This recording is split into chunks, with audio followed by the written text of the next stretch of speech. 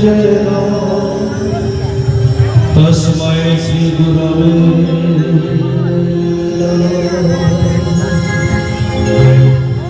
गुरु ब्रह्मा गुरु विष्णु गुरु देव महेश्वर गुरु साक्षात् परब्रह्म तस्मै श्री गुरवे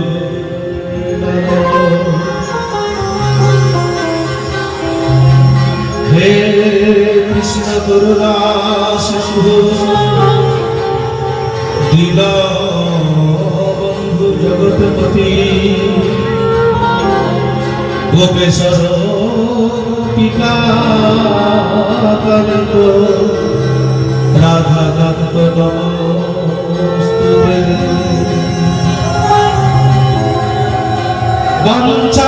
वाञ्छाकल्पतरुभ्यश्च कृपा सिंधु भवेम च पतितानां पावनेभ्यो वैष्णवेभ्यो नमो जननी जन्मभूमिष्ठ स्वर्गादपि गरीयसी पिता मातार आतुल चरणे शत शत कोटि प्रणाम पिता धर्म पिता कर्म पिता हि परमं तव विधि प्रतिमा पर्वे प्रियंते सर्वदे जयन्ती मंगलाकारि भद्रकाली कपालिनी दुर्गा श्री समाधात्री सहासु सहा नमोस्तुते ओम मंगले शिवे सर्वत्र साधिके शरण्ये त्र्यंबके गौरी नारायण नमोस्तुते सृष्टि स्थिति विनाशाय शक्तिभूत सनातने गुणाशय गुणमये नारायण नमोस्तुते ओम सरस्वती महाभागे विद्या कमलोचने विश्वरूपे विशाखाक्षी विद्यादेवी नमोस्तुते हरे कृष्ण कृष्ण कृष्ण हरे हरे हरे राम राम राम हरे हरे हरे कृष्ण कृष्ण कृष्ण हरे हरे हरे राम राम हरे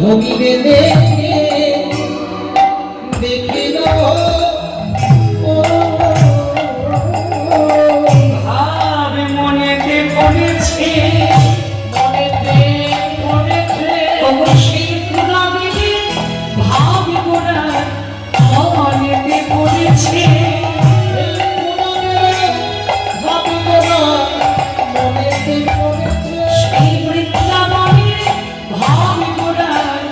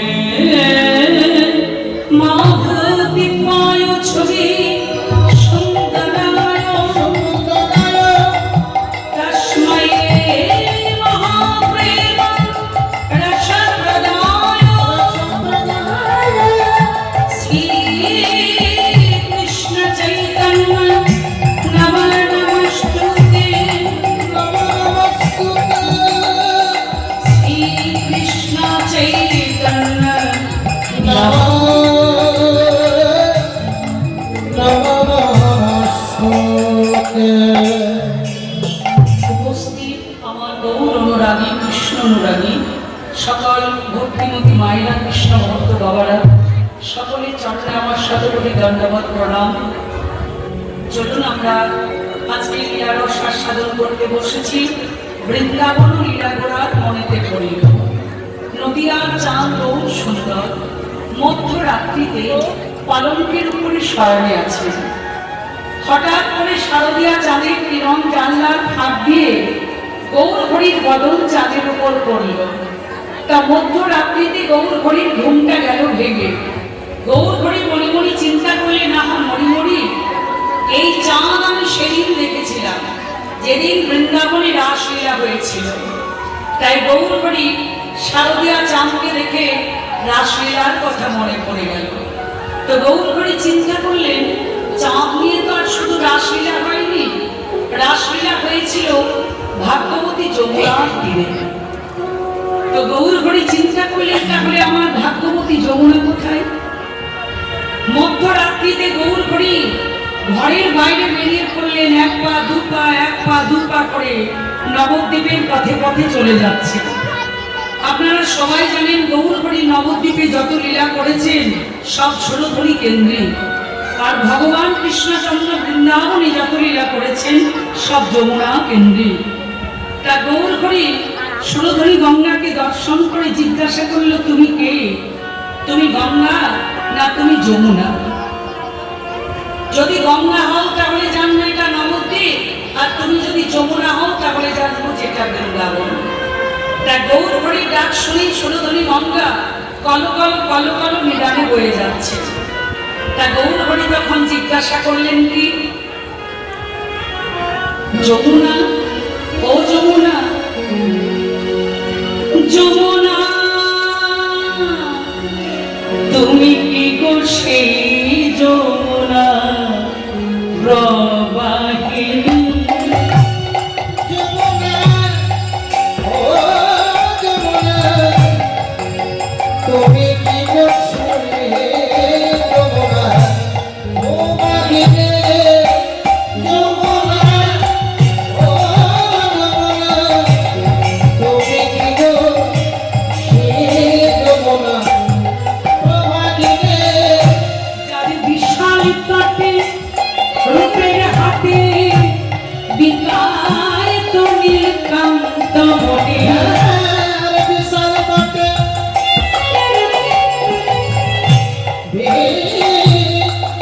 বিশাল কাটে রূপের হাতে বিকায় তুমি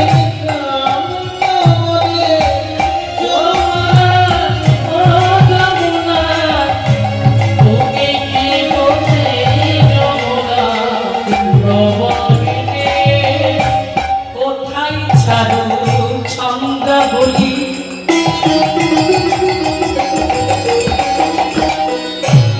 কোথায় বাঁশি জগকেলি,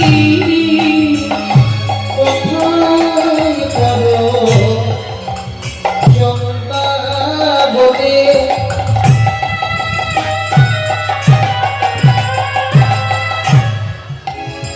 কোথায় বাসে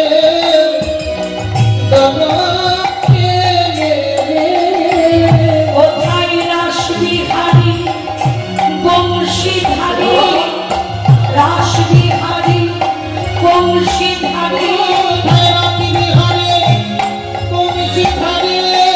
বামে তেরাই বিনোদিনী।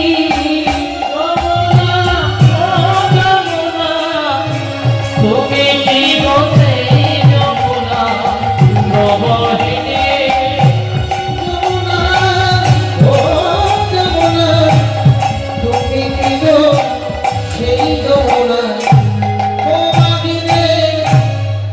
তাই গৌর হরি বলছে, যমুনা তুমি কি সেই যমুনা?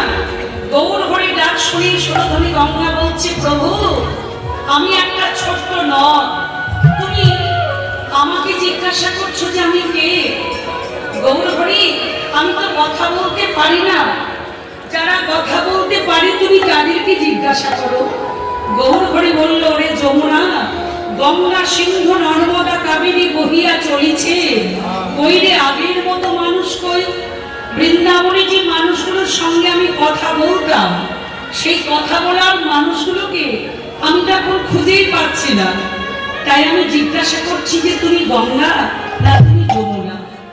তখন দাদা নিত্যানন্দ বলছে, এই বিমান, বলি মধ্যরাত্রিতে তোর মাথাটা কি সত্যি খারাপ হলো?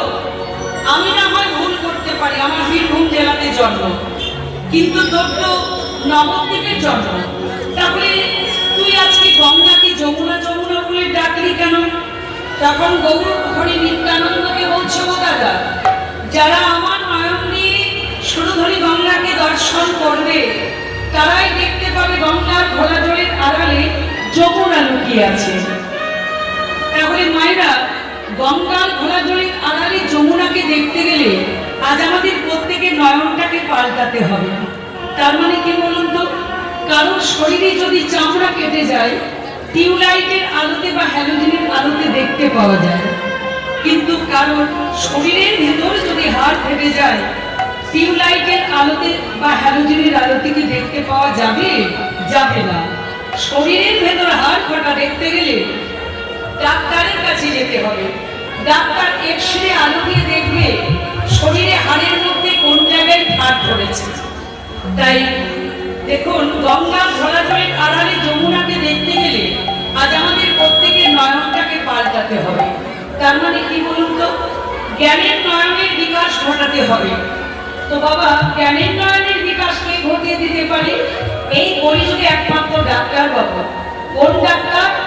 গুরুরূপী ডাক্তারই পারেন আমাদের জ্ঞানের নয়নের বিকাশ ঘটিয়ে দিতে। আর যেদিন আমাদের জ্ঞানের নয়নের বিকাশ ঘটবে সেদিন শুধু গৌর হরি নয়, আমরা সবাই দেখতে পাবো গঙ্গার ঘোলা জলের আড়ালে যমুনা লুকিয়ে আছে। তাহলে গৌর হরি চিন্তা করলেন, আমি যে রাসলীলা করব, শারদীয়া চাঁদ পেলাম, ভাগ্যবতী যমুনাকেও পেয়ে গেলাম, একটু পরে আপনারা সাধন করবেন ফুল্ল মল্লিকা মালতী জ্যোতি। গৌর হরি মধ্যরাত্রিতে চিন্তা করলেন কি, তাহলে মালতী জ্যোতির বাগান কোথায়? আবার গৌর হরি নবদ্বীপের পথে পথে এক পা দু পা করে নবদ্বীপের পথে পথে চলে যাচ্ছে। আর উনি দর্শন করলেন কি, ও ফুলবানা হেবি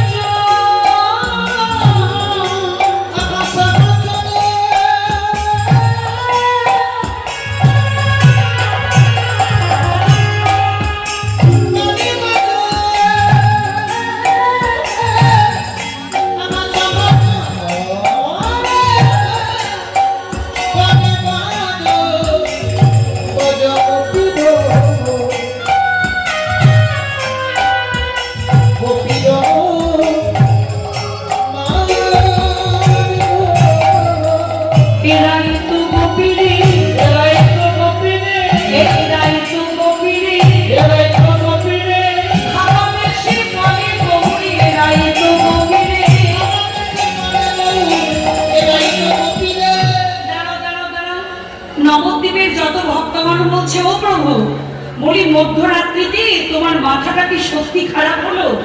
তুমি কাদেরকে গোপী বলছো প্রভু?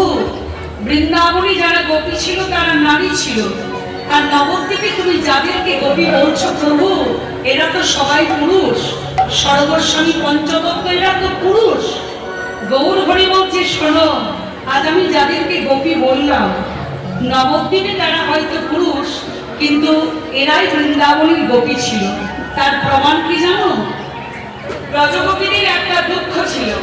ব্রজগোপীরা গোবিন্দকে বলতো যে, হে গোবিন্দ, তুমি মণি নও, মানিক নও যে তোমাকে আমরা হিয়ার মাঝারে রাখবো। হে গোবিন্দ, তুমি আমার ফুল নও যে তোমাকে আমরা কেশের মধ্যে বেঁধে রাখবো।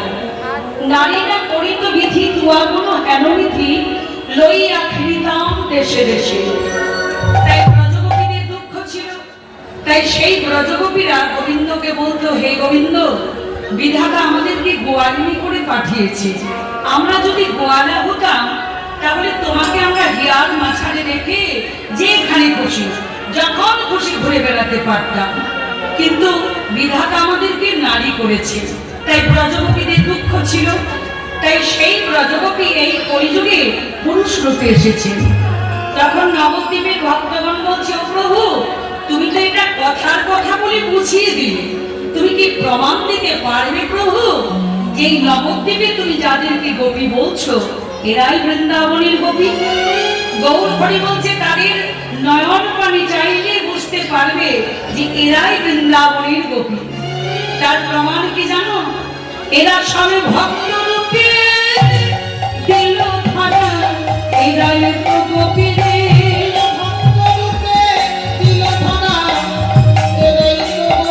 এরা ভক্ত রূপে দিল ধরা, এরাই তো গোপী রে।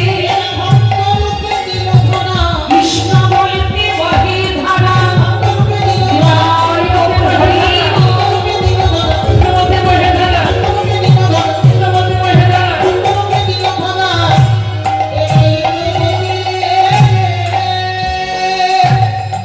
গৌরহরি চিন্তা করলেন, শারদিয়া চাঁদ পেলাম, ভাগ্যবতী যমুনাকেও পেয়ে গেলাম, ফুল্ল মল্লিকা মালতী যুথির বাগানও পেয়ে গেলাম। এবার মহাপ্রভু চিন্তা করলেন, আমি রাসলীলা করব কোথায়? না, শিবাসানীলাতে। তাহলে মায়েরা, ভগবান কৃষ্ণচন্দ্র যখন বৃন্দাবনী রাসলীলা করেছিলেন, বাঁশি বাজিয়েছিলেন, ব্রজগোপীদের মনকে মোহিত করেছিলেন, আজকে এই নবদ্বীপে মহাপ্রভু রাসলীলা করবেন, তো আজকে বাঁশি বাজছে। কোথায় বাঁশি? কৃষ্ণের বাঁশি যখন জানতে পারলো যে কৃষ্ণ কলিযুগে গৌর হবে, তখন বাঁশি বলল, প্রভু তুমি তো কলিযুগে গৌর হবে, কিন্তু আমার তো সাক্ষী হবে। তখন ভগবান বললেন, ও বাঁশি, আমি যেদিন কলিযুগে গৌরাঙ্গ রূপে যাব, বাঁশি তোমার আধ্যাত্মিক অংশ কলিযুগে শিখর রূপে গিয়ে কীর্তনে আসরে বেজে কলিযুগের মানুষের মনকে মোহিত করে তুলবে। আর বাঁশি তোমার আধ্যাত্মিক অংশ কলিযুগে পদকর্তা বংশী দাস রূপে জন্মগ্রহণ করে আমার বাঁশি তত্ত্ব জগতের কাছে প্রচার করবে। তাই আজকে মহাপ্রভু রাসলীলা করছেন ভক্তগণকে সঙ্গে করে। এবার রাসলীলা করছেন কোথায়? না, শিবাসানীনাথে। কেমন ভাবে? ও খড়গপুর আলো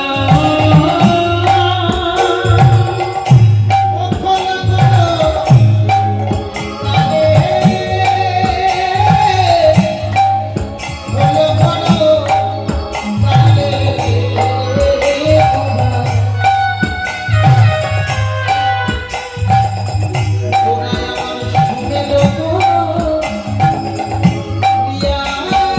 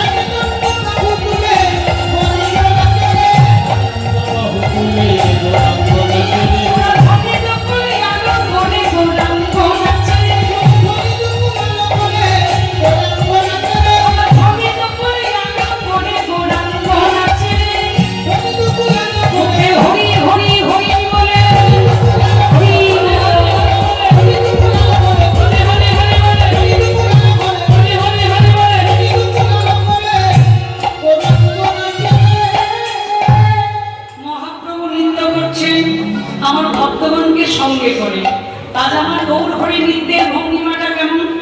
প্রভু নৃত্য করছেন, আজ ধীরে ধীরে নাচেন গোরা, ধীরে ধীরে নাচে গোরা, ধীরে ধীরে নাচেন গোরা, ধীরে ধীরে নাচে গোরা, কোটি তুলা দিয়া, কোটি তুলা দিয়া, ধীরে ধীরে নাচে গোরা, কোটি গোরা দিয়া, কোটি গোরা দিয়া। আদি গণে মিঠে সঙ্গী গণে, কোটি দিকে সঙ্গী গবে, গণে মিঠে সঙ্গী গণে, কোটি দিকে সঙ্গী গবে, দেখে তাকাইয়া শোভার বলে হারে যায়, কোটি দিকে সঙ্গী গবে, দেখে নাচে তোমার বলে হারি যায়। ধীরে ধীরে নাচেন গোরা, কোটি তোলাইয়া, কোটি তোলাইয়া, ধীরে ধীরে নাচে গোরা, কোটি গোরা দিয়া, কোটি গোরা দিয়া। আহা চরণেতে বাজেন পুরি, চরণেতে বাজেন পুরি, চরণেতে বাজেন পুরি, চরণেতে বাজেন পুরি, রণঝুন পুরি, রণঝুন পুরি, চরণেতে বাজেন পুরি, রণঝুন পুরি, রণঝুন পুরি।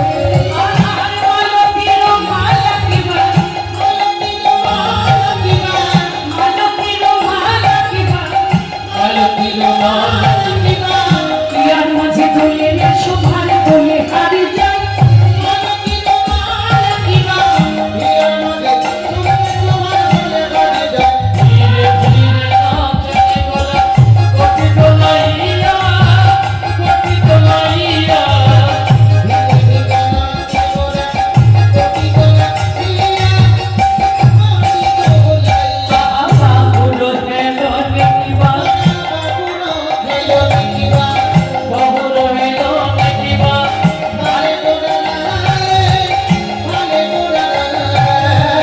বাবুর হেলো নিকিবা, গলে গলে লাই, গলে গলে লাই, আজ বলে দলে বনমালা, বলে বলে বনমালা, বলে বলে বনমালা, বলে বলে বনমালা। কত শোভা পাইলে একবার দেখে আসি, বলে বলে বনমালা, কত শোভা, আয়ান পর দেখে যাবে। ধীরে ধীরে নাচেন গোরা, কোটি তোলাইয়া, কোটি তোলাইয়া, ধীরে ধীরে নাচে গোরা, কোটি গোরা দিয়া, কোটি গোরা দিয়া।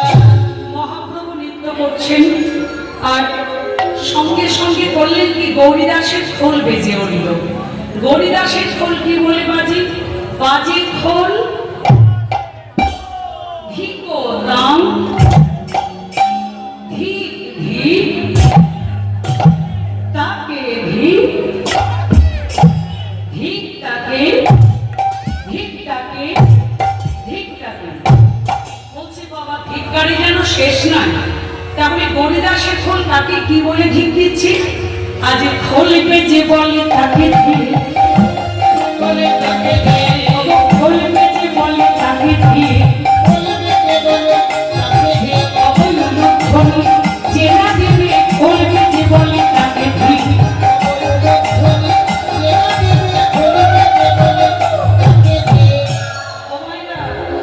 ওই দেখি আপনারা কেমন অনুধ্বনি করতে পারেন সবাই।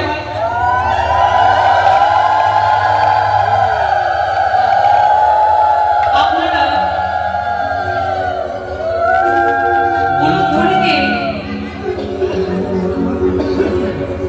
উলুধ্বনিতে যদি প্রথম হতে পারেন আপনাদের রাধারানী জিতে যাবে। কেমন?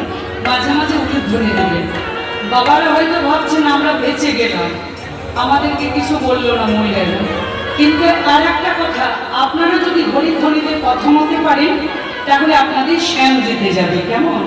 তাহলে খোল বেজে বলে তাকে ঠিক, খোল বেজে বলে তাকে ঠিক, খোল বেজে বলে তাকে ঠিক, হরিধ্বনি চেনা দেবে খোল বেজে বলে তাকে ঠিক। হরি হরি চেনা দেবে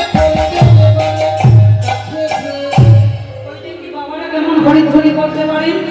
প্রেমানন্দে নিতাই গৌর হরি বল। মায়েরা একবার উলুধ্বনি। এখন কিন্তু সমান সমান হয়ে রইল। কেমন? মায়েরা যদি উলুধ্বনিতে প্রথম হতে পারেন আপনাদের রাধারানী জিতবে, আর বাবারা যদি হরিধ্বনিতে প্রথম হতে পারেন আপনাদের শ্যাম জিতবে। কেমন? তাহলে হরিদাসে খোল আর কাকে ধিক দিচ্ছে? আজ খোলবে যে বলে তাকে ধিক, শুনতে এসে ঘুমিয়ে পড়ে, খোলবে যে বলে তাকে ধিক।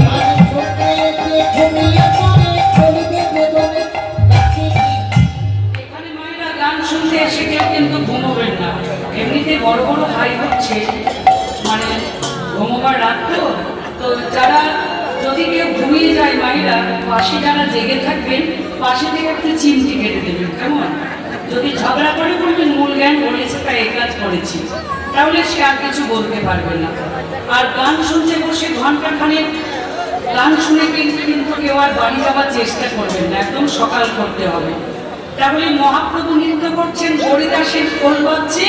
শুধু খোল বাজলে তো ভালো লাগে না, তখন শ্রীবাস ঠাকুর করতালি দুটি এনে কি করলো জানেন? করতালি দুটি এনে আজ করতাল বলে করতাল, করতাল বলে করতাল,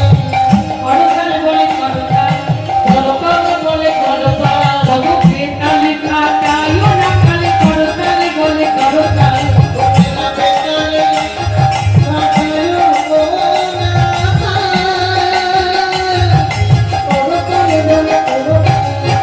আবার করতালি বললো শোনো, করতালিটা যখন তখন দিলে হবে না, কখন দেবে জানো? তোমরা মাঝে মাঝে ফাঁকে দাও, করতাল বলে করতাল।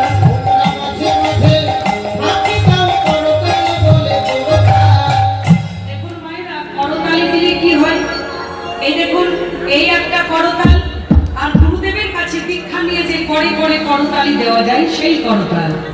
তাহলে এই করতালিটার কাজ কি? মনে করুন বৃক্ষে এক ঝাঁক পক্ষী বসে আছে, কেউ যদি বৃক্ষের নিচে গিয়ে এইভাবে তালে তালে করতালি দেয়, তাহলে কিন্তু পক্ষীগুলি ভয়ে উড়ে চলে যাবে। তো সেই রকম এখানে যারা কীর্তন শুনতে এসেছেন, আমাদের প্রত্যেকের শরীরটা কিন্তু একটা বৃক্ষের মতো। আমাদের শরীরে অনেক অনেক কামময় পক্ষী আছে, তাদের নাম কি? না কামনা বাসনা স্বরূপ এই যে আমাদের দেহে কামময় পক্ষী, এগুলোকে দূর করা যায় কি দিয়ে? না আপন আপন কুলগুরুর কাছে দীক্ষা নিয়ে যে করে করে করতালি দেওয়া যায় সেই করতালি দিয়ে। তাহলে শ্রীবাসের করতালি কেন বললো? ওগো কলির জীব, মাঝে মাঝে ফাঁক দাও, করতাল বলে করতাল। যারা গান বাজনা খুব ভালোবাসেন, বোঝেন, তারাই কিন্তু এত রাত্রিতে এখানে বসে আছে। তো গান বাজনাটা কেমন হয় ও মায়েরা? এ দেখুন, তাল ফাঁক, তাল ফাঁক, এটার মানে কি? মানে করতালি কলির জীবকে শিক্ষা দিল, শোনো, তালে তালে তোমরা সবাই সংসার করো, আর তালের পাশে যে ফাঁকের কথা বললাম, ফাঁকে ফাঁকে তোমরা হরি ভজন করো। তাহলে সংসারে তালে আমরা তাল দিয়ে গেলাম, এবার তালের পাশে যারা ফাঁক দিতে জানে তারাই কিন্তু এই হরিবাসরে এসে বসেছে। আর যারা তালের পাশে ফাঁক দিতে জানে না, তারা বাড়িতে মাথায় বাড়ি সেটে সুন্দর করে ঘুমোচ্ছে, কিন্তু তারাই জীবনে বেতাল করল। তাহলে মহাপ্রভু নৃত্য করছেন, হরিদাসের খোল বাজে, শ্রীবাসের করতালি বাজে। আর আমার নিত্যানন্দ ঠাকুর কি করলো জানেন? আমার নিত্যানন্দ নাচে রে,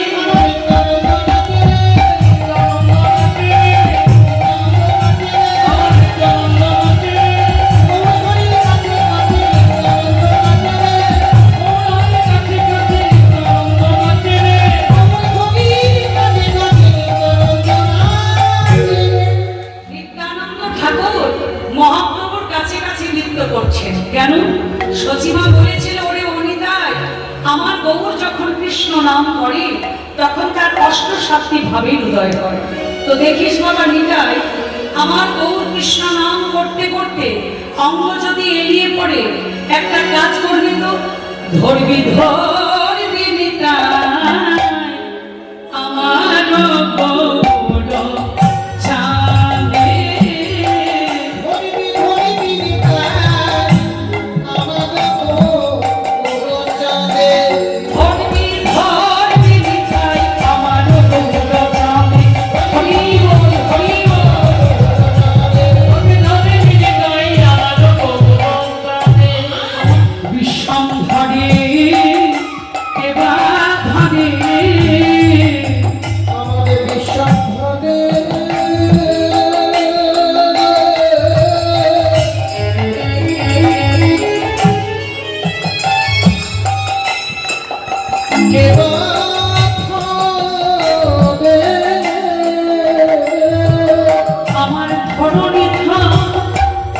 নিতাই বিনে বিষম ঘটে কেবা ধানে আমার ধনমিতা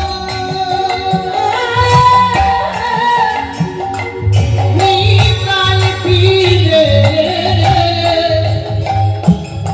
আমার বিষম ঘরে কে বাধাবে হরিদি আমার পুরতারে তাই নিত্যানন্দ ঠাকুরের নিত্য দর্শন করে অদূরে দাঁড়িয়ে দাঁড়িয়ে আমার অদ্বৈত নাচে গো অদ্বৈত নাচে গো অদ্বৈত নাচে গো জোরে জোরে লক্ষ দিয়ে অদ্বৈত নাচে গো জোরে লক্ষ দিয়ে অদ্বৈত নাচে গো। নবদ্বীপের ভক্তগণ বলছে, ও বুড়ো, এই বয়স এমন করে কেউ মৃত্যু করে? অদ্বৈতকে বুড়ো কেন বললেন? অদ্বৈত আচার্যের বয়স কত? নবদ্বীপে মহাপ্রভু যখন আবির্ভূত হলেন তখন অদ্বৈত আচার্যের বয়স ছিল 52 বছর। এবার মহাপ্রভু যখন রাসলীলা করলেন শিবা স্বামীনাথে তখন অদ্বৈত আচার্যের বয়স ছিল 72 বছর। তাহলে 72 বছরে বুড়ো যদি নৃত্য করে লোকে তো তাই বলবে। নবদ্বীপের যত ভক্তগণ, ও বুড়ো, এই বয়স এমন করে কেউ নৃত্য করে? অদ্বৈত বলছে, আমি নাচবো না তো কি তোমরা নাচবে? তা নবদ্বীপের ভক্তগণ বলছে, কেন বুড়ো তুমি নাচবে কেন? অদ্বৈত বলছে, জানো না, বলি আজ তাই পেয়েছি তারপরে যা চেয়েছি, আজ তাই পেয়েছি। আহা কীর্তনের আসরে এসে হরি বল এসে, কীর্তনের আসরে এসে, কীর্তনের আসরে এসে বলল, তারপরে যা চেয়েছি আজ তাই পেয়েছি। কি চেয়েছিলেন, কি পেলেন? অদ্বৈত পেলেন। অদ্বৈত হলেন দেবাদিদেব মহাদেব ভগবান কৃষ্ণচন্দ্র। যখন রাসলীলা করলেন তখন পার্বতীকে স্মরণ করলেন। পার্বতী বললেন কি, পার্বতী দেবী কাত্যায়নী রূপ ধারণ করে, কাত্যায়নী রূপ ধারণ করে পার্বতী রাসলীলায় যাওয়ার জন্য স্বামীর কাছে অনুমতি চাইতে গেছে, মানে ভোলানাথের কাছে। এবার ভোলানাথ বলছে, দেবী তুমি হঠাৎ করে সেজে গুজে তুমি যাচ্ছ কোথায়? পার্বতী চিন্তা করলেন, স্বামীকে মিথ্যা কথা বলা যাবে না, কারণ আজকে যদি আমি আমার স্বামীকে মিথ্যা কথা বলি, পরজগতে যত রমণী আছে সবাই কিন্তু স্বামীকে মিথ্যা কথাই বলবে। তাই পার্বতী জীবজগতের কথাটাও চিন্তা করলো। ভোলানাথ বলছে, কি হলো দেবী, এত সেজে গুজে তুমি যাচ্ছ কোথায়? পার্বতী বলছে, ও স্বামী, ভগবান কৃষ্ণচন্দ্র রাসলীলা করবেন, আমায় স্মরণ করেছেন, তাই আমি রাসলীলা দর্শন করতে চললাম। ভোলানাথ বলল, দাঁড়াও দেবী, তুমি একা কেন যাবে? তোমার সঙ্গে আমিও যাব। না স্বামী, সেখানে আপনার যাওয়া হবে না। কেন দেবী? তোমার যদি যাওয়া হয় তো আমার কেন হবে না? ও স্বামী, আমার প্রভু রাসলীলায় একমাত্র গোপীর আগমন, তাই নাকি? ঠিক আছে, তাহলে তুমি যাও। এবার ভোলানাথ বলছে, এই নন্দী, কি হলো বাবা? এই ভিন্দি, বলছি তোরা দুজনে কিছু পারবি তো? হ্যাঁ পারবো। কি পারবি? বাবা জানি না বাবা। তোদের মা পার্বতী দেবী কাত্যায়নী রূপ ধারণ করে রাসলীলায় যাচ্ছে। হ্যাঁ, তোদের মা রাসলীলায় যাবে, আমি যাব না? তাহলে একটা কাজ কর, কিছুটা সিদ্ধির গুলো কুড়িয়ে আন, কুড়িয়ে এনে তোদের মায়ের শাড়ির আঁচলের মধ্যে বেঁধে দিবি। এই দেখ, ছোট্ট করে একটা এইভাবে বেঁধে দিয়ে ছোট্ট করে একটা ফুটো করে দিবি। এবার তোদের মা যে রাস্তা দিয়ে যাবে, এই ফুটোটার মধ্যে সিদ্ধির গুলো পড়তে পড়তে যাবে, আর সেই পথ অনুসরণ করতে করতে আমি ঠিক রাসলীলায় পৌঁছে যাব। কিরে রঙ্গি ভৃঙ্গি, পারবি তো? ঠিক আছে। দেবী যা